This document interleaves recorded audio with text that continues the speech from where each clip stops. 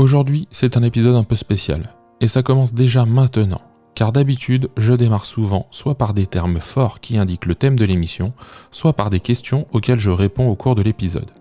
Et là, tu l'entends, je ne fais pas ça.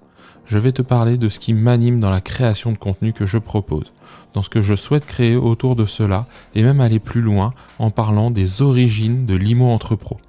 Tu peux tout à fait mettre de côté cet épisode et aller écouter un des précédents qui traite d'un sujet spécifique ou attendre le prochain qui sera plus axé métier.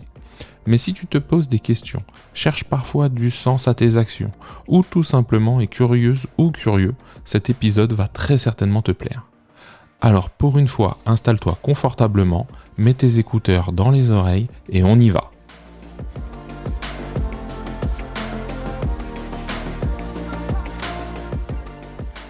L'IMO Entre Pros, c'est le podcast pour toi professionnel, expérimenté ou novice qui a besoin de changer l'image de ton métier auprès de tes clients. À chaque épisode, nous partageons ensemble un ou plusieurs sujets pour t'aider à avancer dans ton quotidien, pour qu'ils te ressemblent, qu'ils soient alignés avec tes valeurs et surtout remettre l'humain au cœur de ce métier. Alors je te remercie de ton écoute et c'est parti!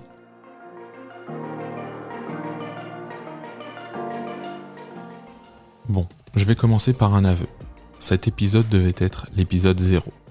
Comme je te l'ai déjà dit à plusieurs reprises, je fais une formation de podcast et on nous invite à, pour démarrer le podcast, faire un épisode qui parle de nous, qui parle du pourquoi du podcast, etc.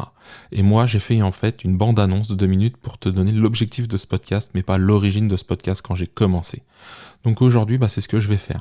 D'ailleurs, ça va être un épisode un peu différent, comme je te l'ai dit en intro, parce que, là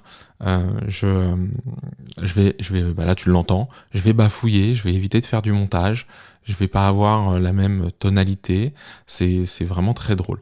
Et cet épisode, je le sens que c'est le moment de te le faire. Pourquoi ? Pour moi, me libérer de certaines choses, être plus naturel, être encore plus authentique avec toi. C'est tout bête, mais il y a 15 jours, j'ai fait un bootcamp avec des podcasteurs. Et ce bootcamp, ça a été 2 jours extraordinaires. D'ailleurs, je le dis, j'étais pas prêt. J'étais pas prêt à vivre ce que j'ai vécu et surtout la suite. Parce que depuis, en fait, avec ces personnes-là, je les salue et puis je les remercie. Voilà, je leur adresse cette dédicace d'épisode. Pourquoi ? Parce que, depuis, on est un groupe un peu, soudé, on échange beaucoup, on partage beaucoup d'interrogations, on a des moments de vie un peu communs. Et là, aujourd'hui, c'est le moment pour moi de te parler de tout ça. Parce que ça a mis beaucoup de choses en perspective et j'avais besoin de te partager ça. Donc, je vais en revenir un petit peu à ce qui a lancé tout ça et pour t'expliquer un petit peu pourquoi j'ai créé l'IMO Entre Pros, pourquoi aujourd'hui je deviens indépendant, etc. Je vais te faire un petit peu un retour sur ce que j'ai vécu moi dans ma carrière immobilière. Donc j'ai commencé en août 2003 en alternance et j'étais chez Guy Hockey à Antony dans les Hauts-de-Seine. Et très concrètement, quand je suis arrivé, l'immobilier, moi, ça m'a toujours attiré. Donc là-dessus, j'avais pas de questions. Mais je suis quelqu'un d'introverti, certainement à l'époque en plus de plus timide qu'aujourd'hui. Et t'imagines un peu, j'avais le même physique qu'aujourd'hui. Alors pour faire simple, c'est un grand gaillard, 1m90, 120, 130 kilos, suivant les années. Et à l'époque, je portais un costume, cravate, trop grand pour moi. Alors t'imagines déjà ma taille, mais en plus avec un costume trop grand.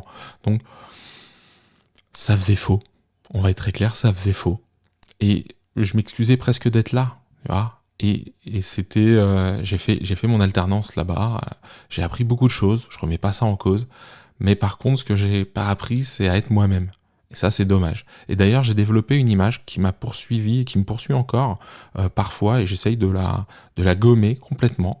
C'est une image où je voulais être lisse, en fait. Je voulais être très scolaire, peut-être de l'alternance, même peut-être d'avant, je pense, où je voulais être le bon élève, celui qui se fait pas remarquer ou qui se fait remarquer parce qu'il est bon dans ce qu'il fait. Et donc, qu'on me dise, tiens, ouais, vous êtes bon, vous êtes professionnel, je veux travailler avec vous, d'accord ? Et je veux même travailler avec vous en exclusivité. Sauf que dans la vraie vie, toi, tu le sais très bien, ça marche pas comme ça.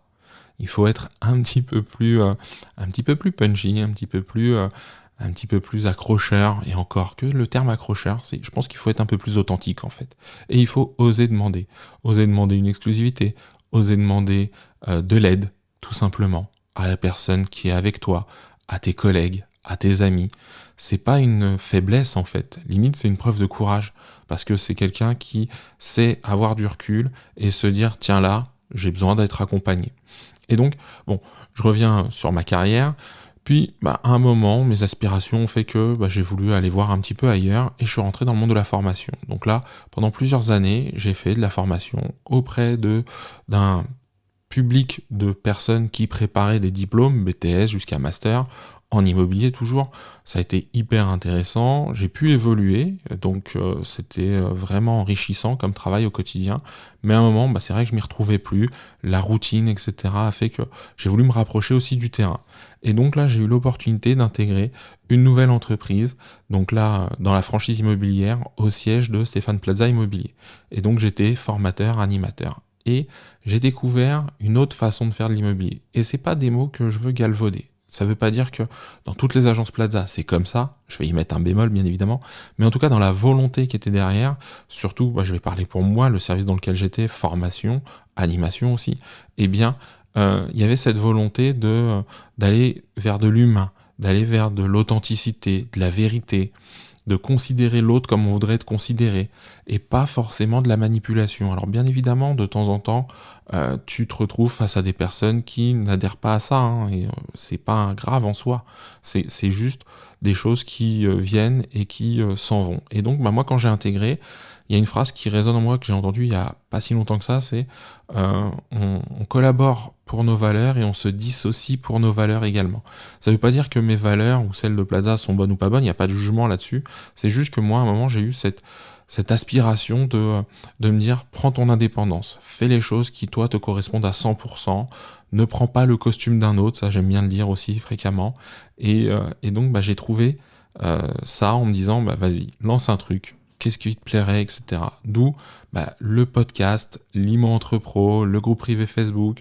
Là maintenant, je suis heureux de pouvoir le dire, je peux délivrer des formations, loi Allure, qui vont aussi permettre d'être pris en charge totalement ou partiellement par les organismes, etc. Donc voilà, il y a tout ça qui se met en place et ça me fait hyper plaisir. Et d'ailleurs, dans mon approche, je veux une approche sur mesure, c'est-à-dire qu'avant les formations, je demande qu'on ait un échange pour voir sur quel point on travaille. Déjà, si moi, j'en suis compétent pour le faire, mais aussi quelque chose sur lequel il y a une vraie relation et pas juste j'arrive avec un programme tout fait sur une journée et ce sera comme ça et pas autrement. Non.